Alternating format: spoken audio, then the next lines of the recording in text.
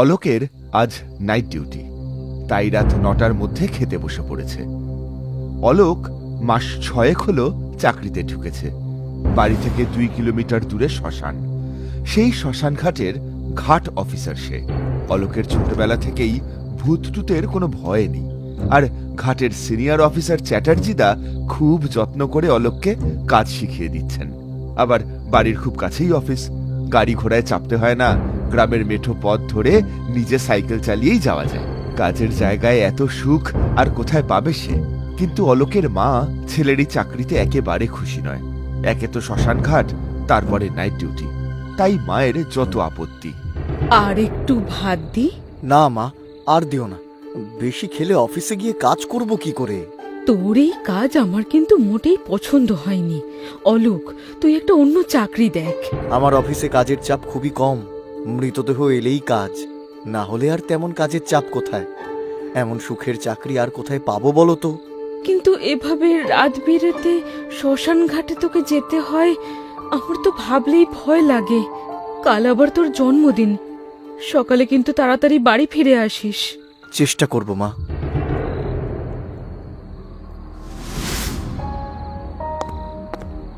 আজ কিন্তু অমাবস্যা, সাবধানে থাকিস বাবা। হ্যাঁ হ্যাঁ, সাবধানে থাকবো, তুমি চিন্তা করো না, আমি আসছি। দুগ্গা দুগ্গা।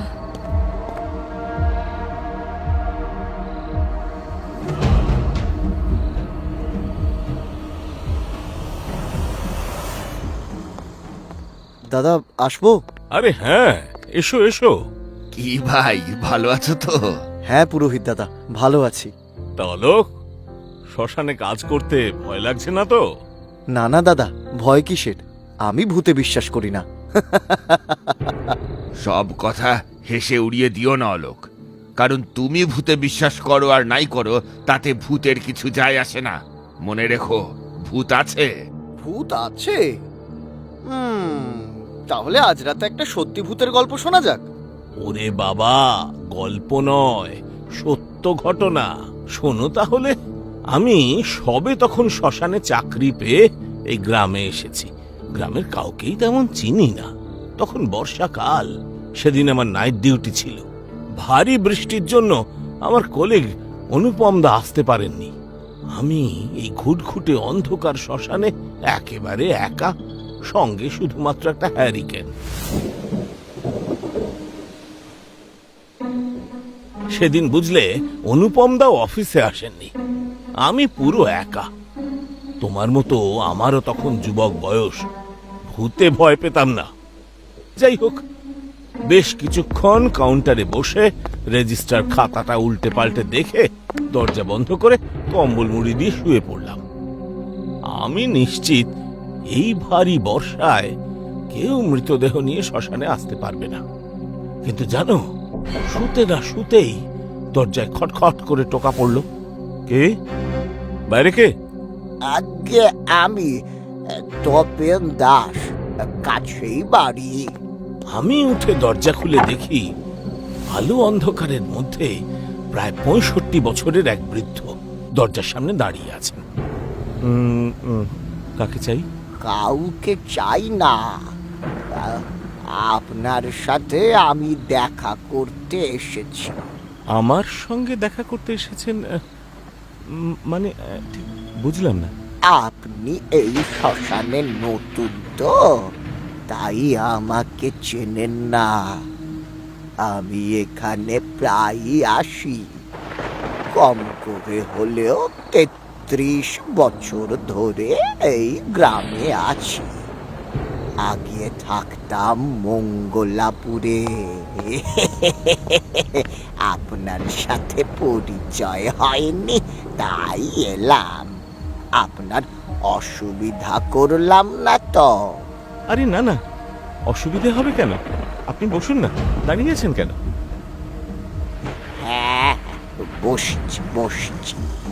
আপনি আমার সঙ্গে পরিচয় করতে এসেছেন দেখে খুবই ভালো লাগছে, কিন্তু একটা কথা, এই বৃষ্টির রাতে না এসে অন্য সময় তো আসতে পারতেন, মানে ওই দিনের বেলা। আসলে দিনের বেলা আমি খুব একটা বাইরে বেরোই না, আলোতে অসুবিধা হয়। আচ্ছা আচ্ছা, কিন্তু বৃষ্টিতে ভিজলে তো শরীরটা খারাপ করবে। আরে শরীরে না থাকলে আর শরীর খারাপ করবে কি করে?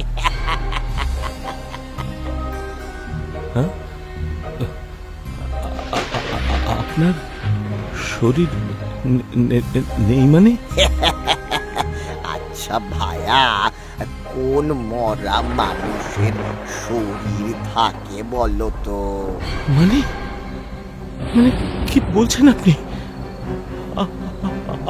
আপনি আপনি মারা গেছেন? ওই প্রায় বছর 10 আগে আমি মারা গেছিলাম। মারা যাওয়া অবধি শরীরটা আমার কাছেই ছিল। মারা যাওয়ার পর বাড়ির লোকজন মিলে আমার শরীরটা এই শ্মশানে এনে পুড়িয়ে দেয়। তারপর থেকে আমার আর শরীর খারাপ হওয়ার ভয় নেই।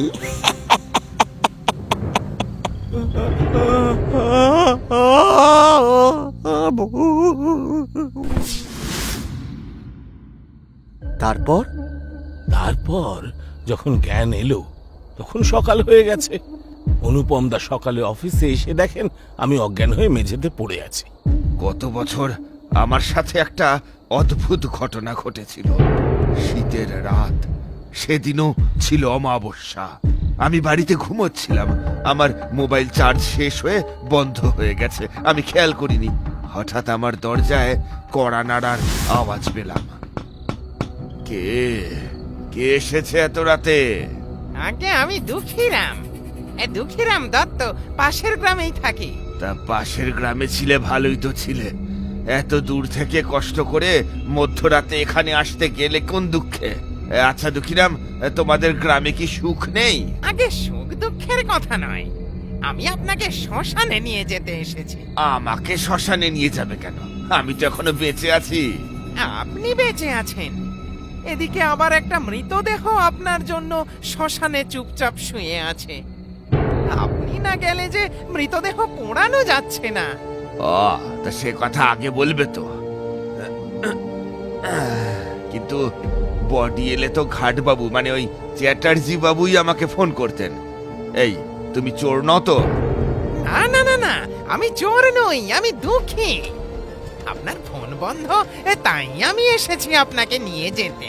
ও তাই তো, আমার ফোনটা তো আবার বন্ধ হয়ে গেছে। চ্যাটার্জি বাবু নিশ্চয়ই আমাকে ফোনে না পেয়ে দুঃখীরামকে পাঠিয়েছেন। এই দাঁড়াও, আমি আসছি। আরে আমার টর্চটা গেল কোথায়? আমার কাছে টর্চ আছে, আপনি আসুন, আরে দেরি করবেন না। হ্যাঁ, আসছি। তারপর আমি চাদর গায়ে দিয়ে দুঃখীরামের সাথে বেরিয়ে পড়লাম। দুঃখীরাম আমাকে টর্চের আলো দিয়ে পথ দেখিয়ে নিয়ে গেল। শ্মশানের কাছে এসে দেখি, হ্যাঁ, একটা মৃতদেহ শোয়ানো রয়েছে। পাশে 2-4 লোক ঠান্ডায় চাদর মুড়ি দিয়ে কাঁপছে। এখানে ভূত কোথায়? সবকিছুই তো স্বাভাবিক। হ্যাঁ, সবকিছু স্বাভাবিকই ছিল, কিন্তু শ্মশানে ঢোকার সময় দুঃখীরাম আমাকে বললে, আগে আপনি ভেতরে যান, আমি একটু আসছি। এই কোথায় যাবে তুমি? একটু আসছি, এই যে আপনার টর্চটা ধরুন, আমি আসছি। আরে এটা তোমার টর্চ তো, আমাকে দিয়ে গেলে কেন? আমার টর্চটা তো আমি খুঁজেই পাইনি।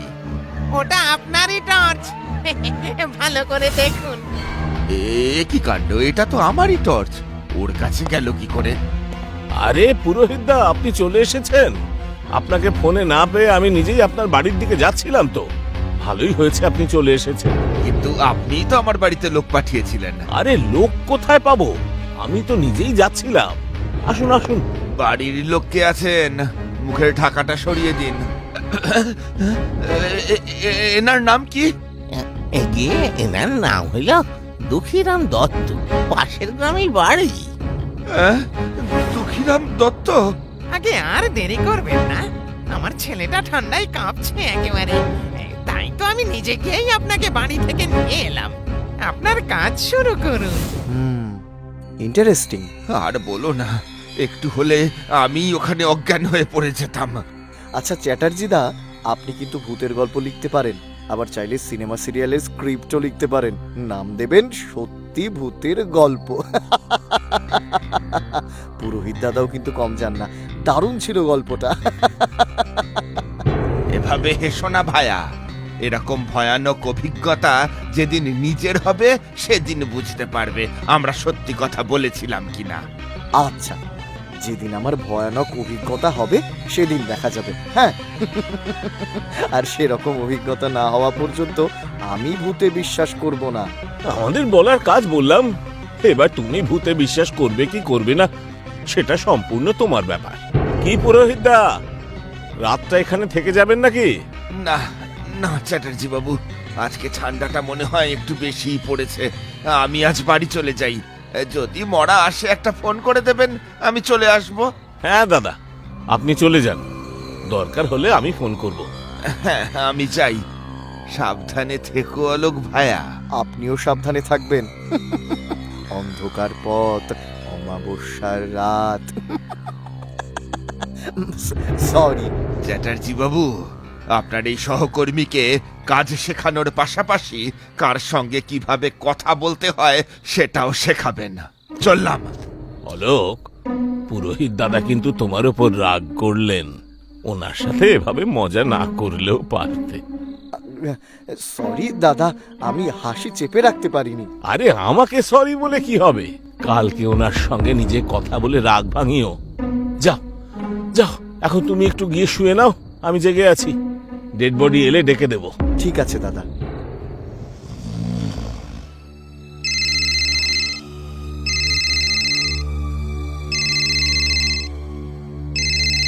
হ্যালো, হ্যাঁ বলো। হ্যাঁ, কি হয়েছে? ছেলেটার জ্বর বেড়েছে তো ওষুধ দিয়েছো? তাও জ্বরটা কমছে না?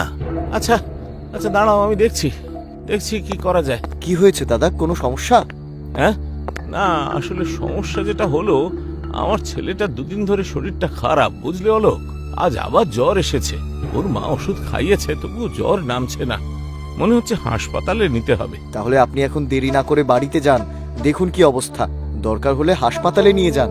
কিন্তু অলোক, তুমি তো এখানে একা। আরে আমাকে নিয়ে ভাবতে হবে না, এদিকের কাজ আমি সব সামলে নিতে পারবো। আপনি বাড়িতে যান। অনেক ধন্যবাদ ভাই, অনেক ধন্যবাদ। আমি তাহলে আসি অলোক। হ্যাঁ,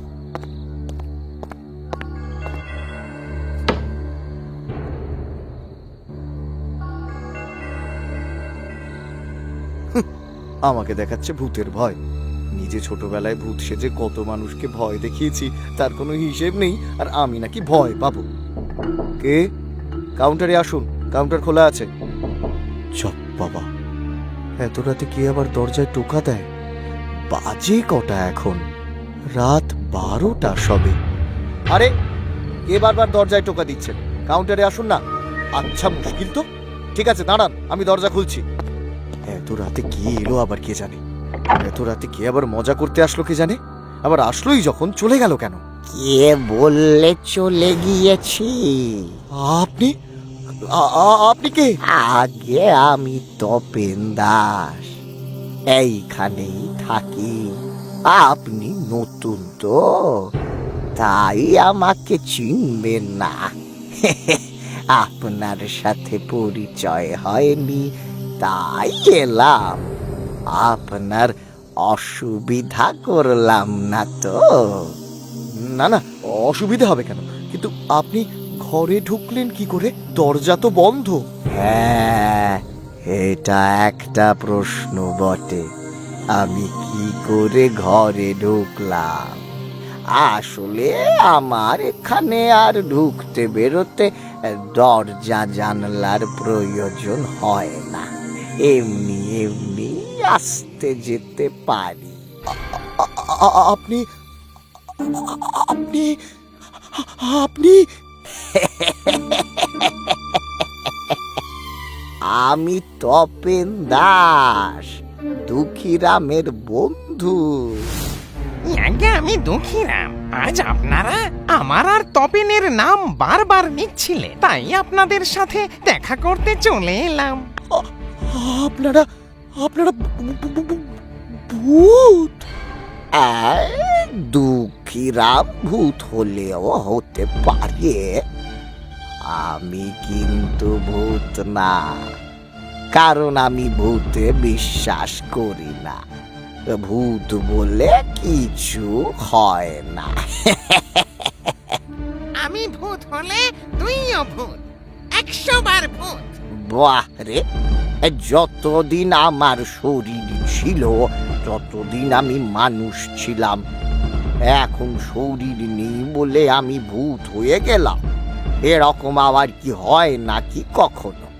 এই শোনো বাছা, অলোক, এই একটা কথা মনে রাখবে, ভূত বললে কিছু হয় না।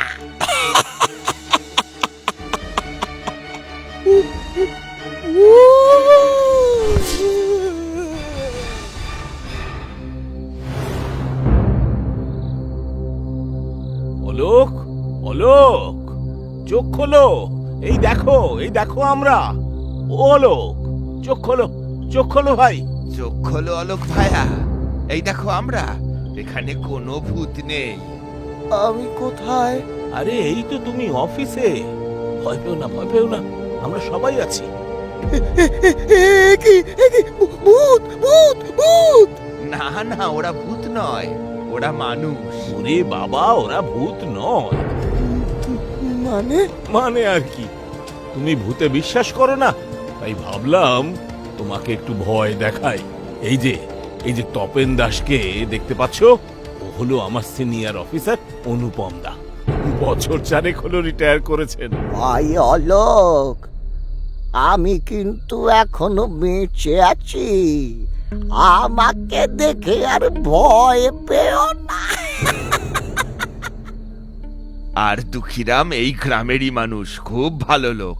আমাদের কোনো কিছুর প্রয়োজন হলে আমরা ওর কাছেই যাই, ও আমাদের খুব সাহায্য করে, যেমন আজ তোমাকে ভয় দেখাতে সাহায্য করেছিল। তার মানে ঘটনাগুলো বানানো ছিল? চ্যাটার্জিদার সাথে তপেন দাসের আলাপ পরিচয় করতে আসা, দুঃখীরামের পুরোহিত দাদাকে ডাকতে যাওয়া, সব ঘটনাই বানানো? হ্যাঁ, সবগুলোই মিথ্যে গল্প। আসলে ভূত বলে কিছু হয় না। তাহলে দরজা বন্ধ থাকা সত্ত্বেও অনুপম দা আর দুঃখীরাম অফিসে ঢুকলো কি করে? তুমি অফিসে আসার আগেই আমরা এসে পাশের ঘরে লুকিয়ে পড়েছিলাম, তাই তুমি কিছু বুঝতে পারোনি। তাহলে দরজায় টোকা কে দিল? দরজায় টোকা আমি দিয়েছি। আমার কেমন যেন সব গুলিয়ে যাচ্ছে।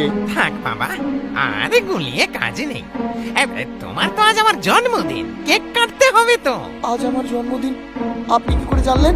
আরে বাবা, আমি তো জানি তোমার আজকে জন্মদিন। যাই হোক, এবার কেক কাটা হোক, কি বলো সবাই? হ্যাঁ, happy birthday to you, happy birthday to you, happy birthday to you. Dear. এত রাতে আবার কে এলো? বলছি তো, কে এসেছেন কাউন্টারে আসুন। কে কে? আরে দাঁড়াও, আমি দেখছি।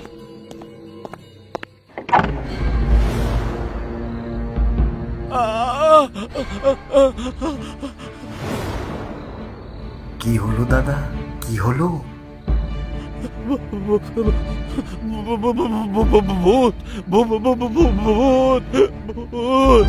কি বলছেন চ্যাটার্জি দা?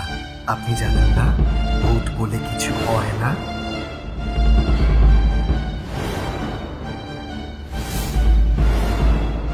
এই দেখুন না, ভূতের ভয়ে আমার প্রাণ শরীর ছেড়ে বেরিয়ে এলো। তার মানে কি আমি ভূত হয়ে গেছি? আমি ভূত নই চ্যাটার্জি দা, আমি ভূত নই। আপনি ভয় পাবেন না, ভূত বলে কিচ্ছু হয় না।